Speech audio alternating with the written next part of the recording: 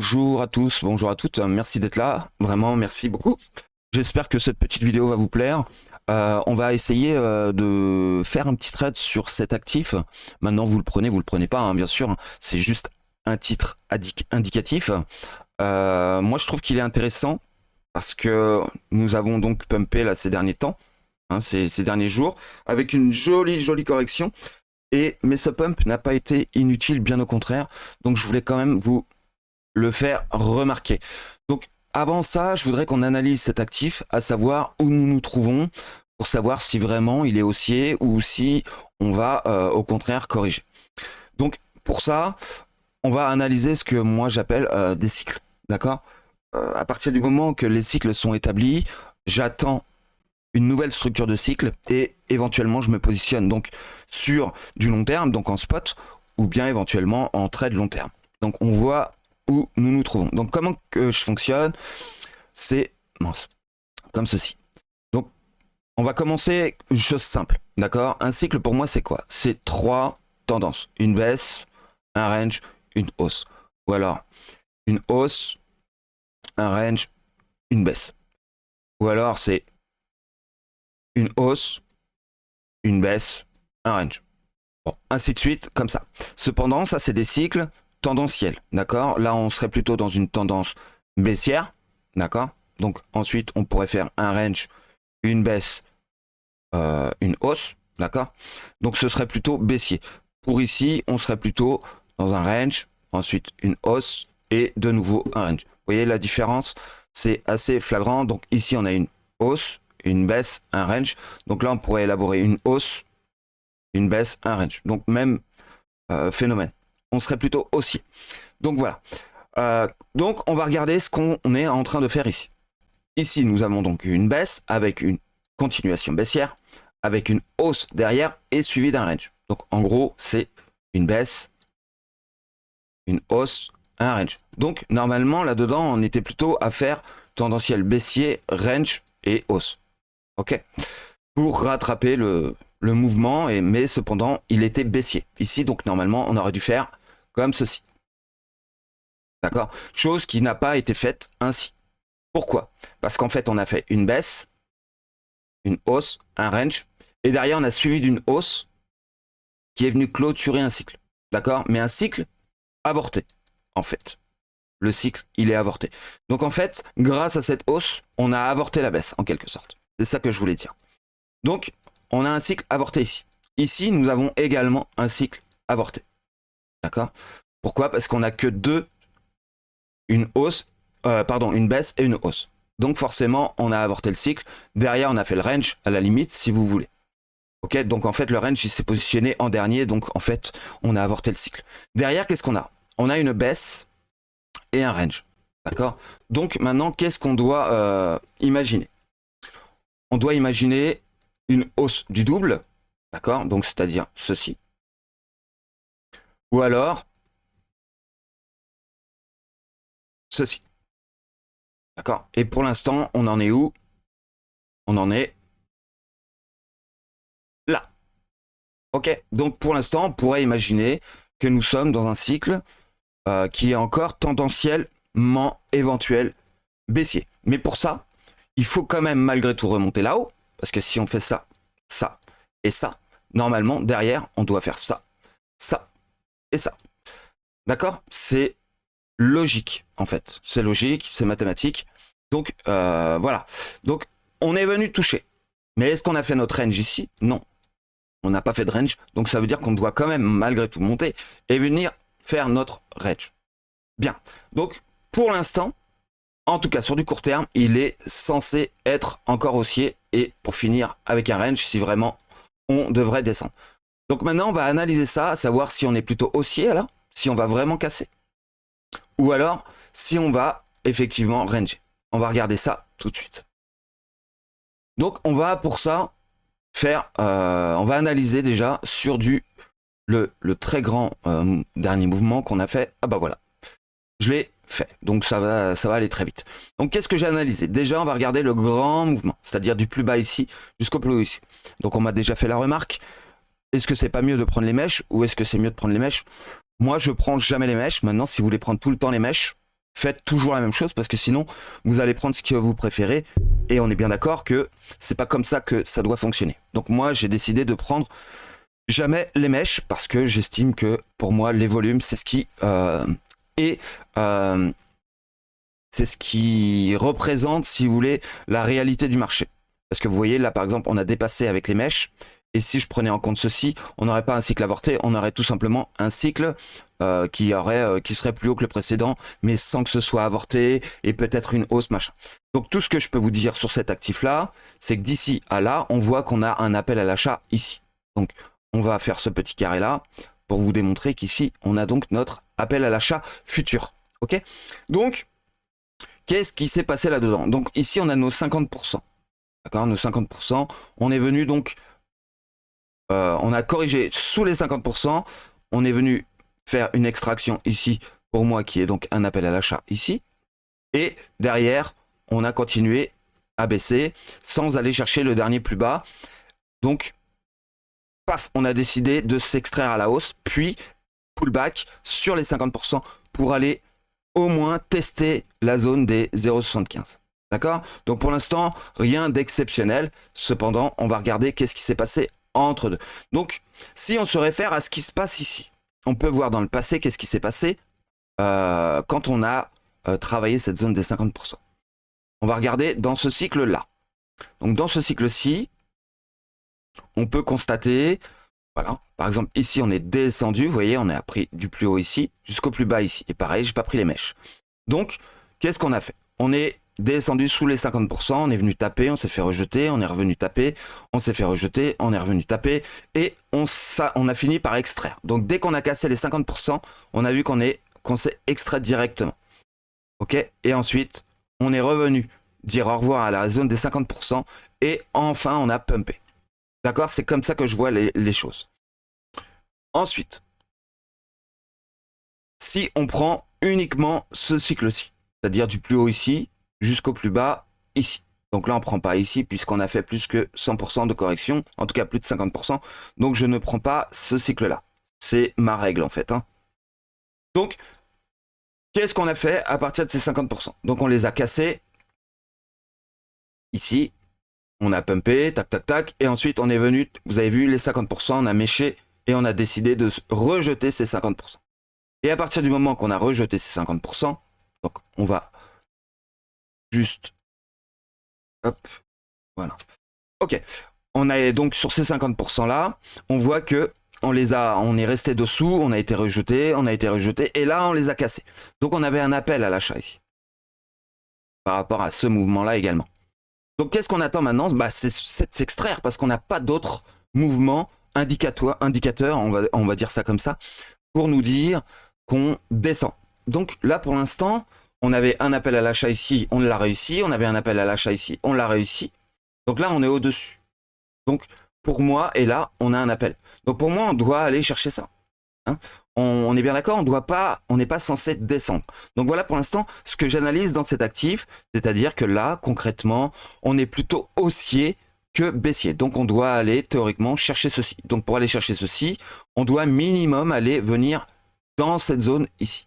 D'accord? Venir chercher au moins les 50% de ce mouvement-là. D'accord? Donc en gros, les 1,24. D'accord? 1,24. C'est le prix qu'on doit aller chercher. Voilà, minimum, ceci à aller chercher. Donc, ce qui nous fait un pourcentage pas négligeable, à l'heure où on est, c'est 1000% quasiment. Ok, très bien. Donc voilà, donc pour moi, cet actif, il est haussier. Donc, est-ce que ça pourrait vouloir le coup d'avoir un trade là-dessus? Selon moi, oui, parce qu'on est au-dessus de la zone des 50, on a enfin fini par casser la zone des 50, on va dire du moyen terme, plutôt weekly, là on est plutôt sur du mensuel, d'accord? On est plutôt sur du mensuel, donc peut-être sur une vague 5, on pourrait éventuellement aller chercher les 2,18, mais pour l'instant on cherche à faire une vague 3, d'accord? La vague 3, c'est quoi? C'est ceci, donc une vague 1, une vague 2, et puis une vague 3. D'accord? C'est pas plus compliqué que ça. Donc en ce qui concerne le weekly, ce serait plutôt une vague 1, une vague 2, une vague 3, derrière, peut-être, probablement, une vague 4, et puis une vague 5 ici, comme ceci, qui serait finalement une toute petite vague 5 avec une vague 4 très très très puissante. Donc on pourrait très bien faire ceci, hein, ça n'empêche pas. C'est, on va dire, le pire des cas, ce serait de voir ça. Hein. Mais c'est vraiment le pire. Bien. Allez, passons, parce que c'est pas réellement de quoi je voulais vous parler. Je vais vous parler du trade éventuellement qu'on pourrait élaborer ici. Donc on va se mettre sur du H4. H4. Et dans ceci, donc ça je vais l'enlever. On va juste le cacher et le mettre en visibilité uniquement en semaine et en mois. Et celui-ci aussi. Voilà, comme ça, on a quelque chose de clair, de propre. Donc, on va tout simplement prendre un Fibonacci et on va analyser depuis notre dernier plus bas ici. Donc ici, on voit qu'on a corrigé plus de 50%, donc je ne le prends pas. Et ici, moins de 50%, on va vérifier tout de même. Oui, on a, vous voyez, les 50% sont ici, donc je le prends en considération pour monter jusqu'en haut. Voilà, donc notre trade, il va se positionner dans cette zone-là. Donc, comment que je... Ouais, on est sous les 50%, donc pour moi, pour un trade, en sachant que sur le long terme, ou le moyen terme, on est plutôt maintenant aussi, étant donné qu'on a cassé, eh bien, je vais élaborer mon trade de cette manière-là. Donc, dans cette zone-ci, depuis les 50%, jusqu'ici, je vais élaborer un trade. D'accord? Donc, hop, voilà, un trade là-dedans. Donc, vu qu'on a cassé les 50%, ici, je vais bien le positionner, voilà. Ici et ici, je vais bien le positionner et je vais pouvoir élaborer éventuellement un achat ici, un achat ici, un achat ici.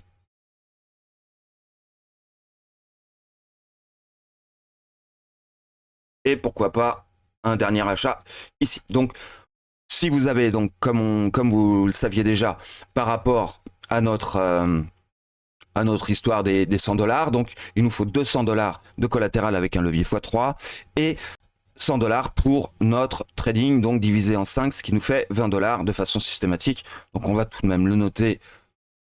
Voilà. Ok.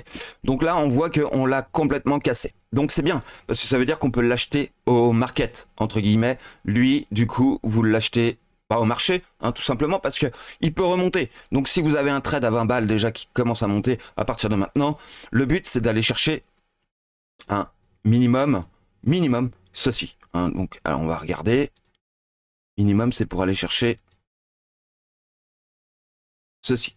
Donc, un 110% pour un trade à 20 balles. Bon, bah, ça fait 20 balles, mais c'est toujours ça de prix. Pour moi, c'est un trade facile, entre guillemets, parce que on a vraiment une réelle possibilité, en tout cas sur le moyen long terme, de monter. Donc, voilà. Et en plus de ça, on s'est extrait. La zone des 50, on les a cassés. Mais on a une assurance de se dire que si même il fait 100% de correction, donc en fait un cycle avorté comme je vous ai montré au départ, eh bien nous avons de grandes chances à ce que nos 100 $ soient pris, et c'est ça le but en fait de la manœuvre, c'est qu'on accepte que le marché baisse pour pouvoir que nos achats soient pris en considération pour pouvoir avoir une montée qui soit finalement d'autant plus puissante, puisqu'on aurait éventuellement, si on fait un 100% de correction, on aurait un trade de 200%. Donc pour 100 balles, on sort avec 200 balles. Donc c'est quand même très très bon. En plus avec un levier x3, donc ça nous fait du 600%. Donc ce serait plutôt pas mal. Je vous laisse faire les calculs vous-même. Donc voilà, 200%. Donc maintenant notre trade, comment qu'il va se positionner? Donc ici, nous avons donc une descente de 30%. Donc 30% sur cet achat-là. Effectivement, arrivé ici, on a notre collatéral donc qui doit faire également 30%. Pourquoi? Parce que 100% divisé par 3, vu qu'on est en levier x3, ça nous fait 33. Donc, ça nous fait 30% à peu près avec les frais. Donc, ça nous emmène à 5,59 centimes en moyenne. Donc, on voit qu'on est quand même sur un bas qui est pas historiquement bas, mais quand même, on est quand même voilà, avec une on va dire une sécurité assez sympa, malgré tout. D'accord? Donc s'il prend que ce trade. Mais vous avez bien compris que le but, c'est de prendre tous nos trades. Donc ça veut dire que celui-ci, si on descend ici et qu'on prend le deuxième trade, on est donc là actuellement à 8%. Et nous allons également le diviser par 3 parce que nous sommes en levier x 3. Donc ce pourcentage-là, on va le diviser par 3. Donc ça fait 9%. Divisé par 3, ça fait 6. 6 qui nous reste. Ça veut dire que notre trade, réellement, il descend ici. D'accord? L'achat que nous avions donc fait normalement ici, il descend là. D'accord? Chose qui est actuellement le prix si on l'achète au market à l'heure actuelle. Ce qui ne va pas être possible parce que le temps de poster cette vidéo, vous avez bien compris que dans le meilleur des cas, vous achèteriez encore plus bas. Sait-on jamais. Donc maintenant, si on prend le suivant, on est à 14,52. Donc si on divise ça par 3, donc je prends ma calculette, parce que j'ai pas envie de me faire chier, divisé par 3 est égal à 4,66. Donc on enlève 4%, on va arrondir ici à 10. Voilà. Votre trade du coup, arrivé quand vous prenez votre trade ici, il se retrouve donc là, ici. Votre achat, il tape ici, votre trade du coup, il finit par descendre à ce niveau-là. Et vous pouvez faire ça jusqu'en bas, ici, donc 18 divisé par 3, c'est pourtant simple, mais j'ai pas envie de calculer. 18 divisé par 3 égale 6. Donc vous enlevez 6%, donc ce qui vous fait 12 ici. Voilà, 12. Donc votre trade, il se retrouve ici, alors que votre achat a été pris là. Ok, et puis on va faire le dernier. Donc 19 divisé par 3, j'enlève encore 6. 6,5, on va dire. Donc de 19, ça fait 12, 13. 13.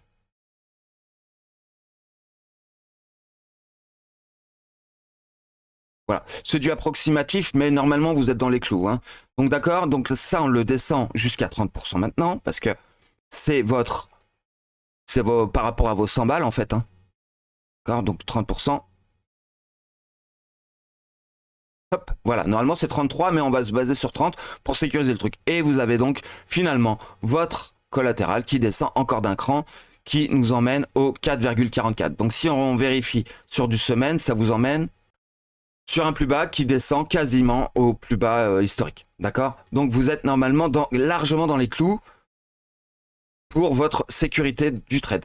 Donc vous voyez, c'est plutôt pas mal. Donc on va vérifier maintenant XRP où en est-on sur notre trade. Donc attendez, notre trade il est sur, je crois que c'est Bybit. On l'avait établi. Oui, voilà. Donc on va se mettre en H4 parce que c'est sur du H4, je crois que je vous l'avais montré, voire du H1. Donc voilà, on a déjà deux achats de passé. Donc voilà, si vous avez vos 20 balles qui ont été pris, vous voyez, 20 balles, ça veut dire que là pour l'instant vous avez 40 balles de prix, mais pas encore le suivant. Donc on a encore de la marge, hein, largement. Donc finalement votre trade ici, il se retrouve là. Attendez, ce que je vais faire c'est ça. On va calculer parce que du coup, votre trade, il est plus au niveau des 54,42 normalement. Je voulais juste calculer avec vous où il en est. Donc là, on enlève 1%. Donc c'est pas ouf. C'est pas ouf, mais c'est quand même ça de gagner.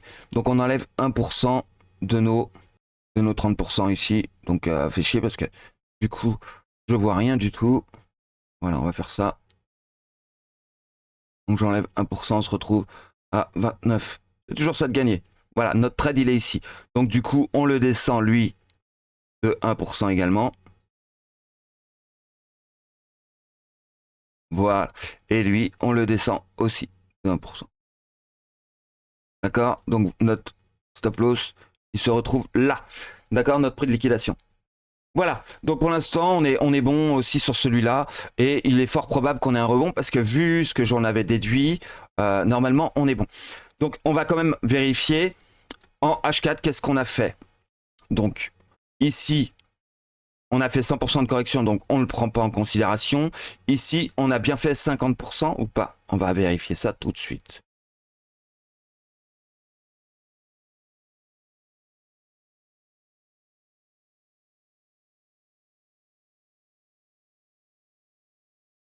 Là, par rapport à notre descente, ouais, on a tapé les 50%. Donc ça, on peut le prendre en considération. Donc, je l'enlève pour pas que ça fasse trop de bordel. Donc, en gros, moi, ce que je vois pour le moment, hein, en tout cas en H4, c'est ça.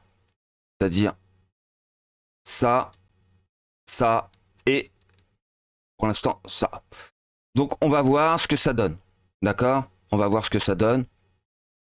Mais normalement, on pourrait avoir un rebond déjà. Hein.